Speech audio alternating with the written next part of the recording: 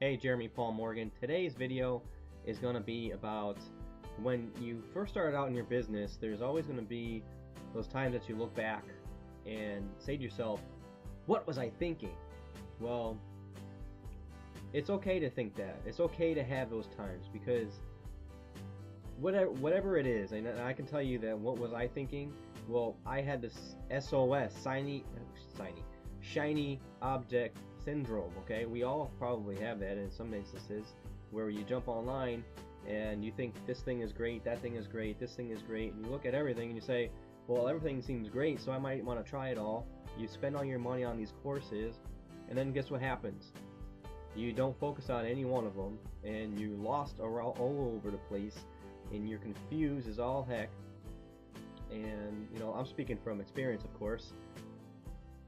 So you have this shiny object syndrome, and because you're not focused on one thing, you get confused. It's hard to figure out, is this guy a guru? Is he just taking my money? Is this thing real? Does it work?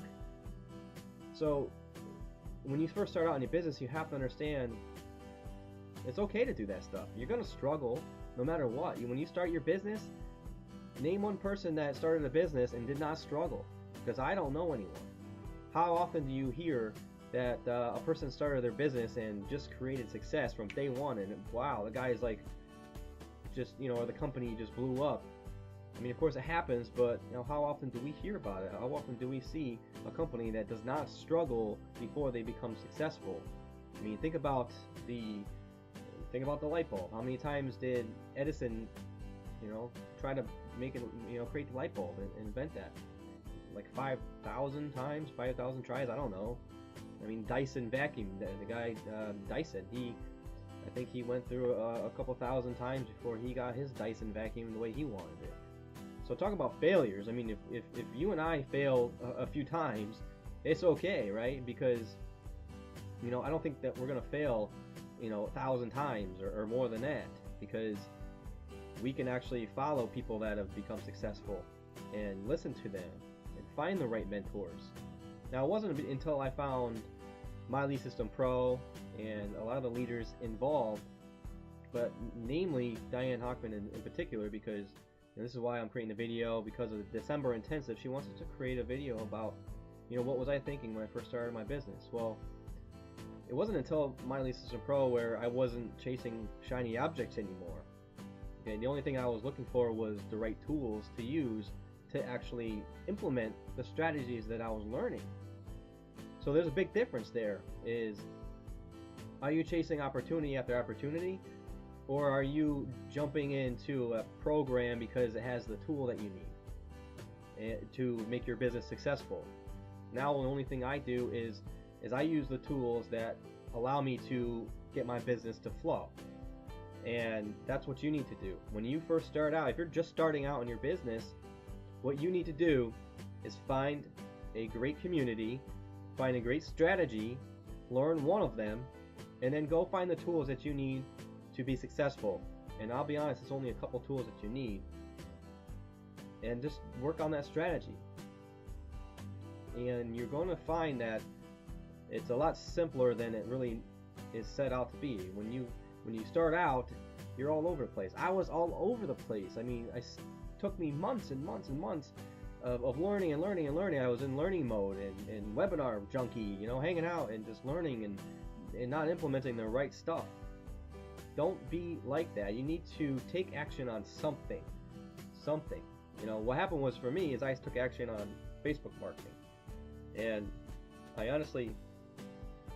never figured it out right, I guess, because I was able to build an audience, but I never actually was able to convert that audience. So I ultimately ended up doing video marketing, which is starting to reap some benefits a lot faster than I was able to with Facebook. Not to say that you can't take Facebook and run with it.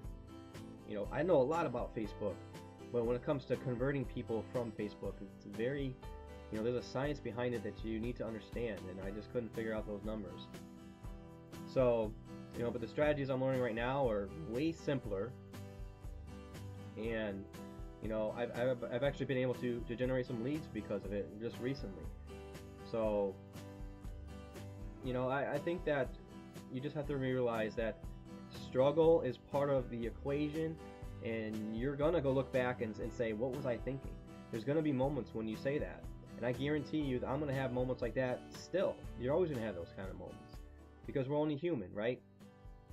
And so that's about it as far as I wanted to share what tips I picked up. So, but just understand what you are doing is for a reason, and whatever that reason is, you have to take your why, and your why has to make you lose your ego.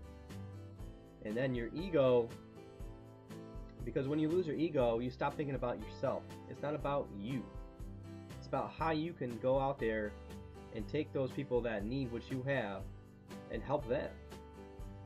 And you're attracting people with what you have to offer, but what you have to offer must help those people, because if they have to believe that.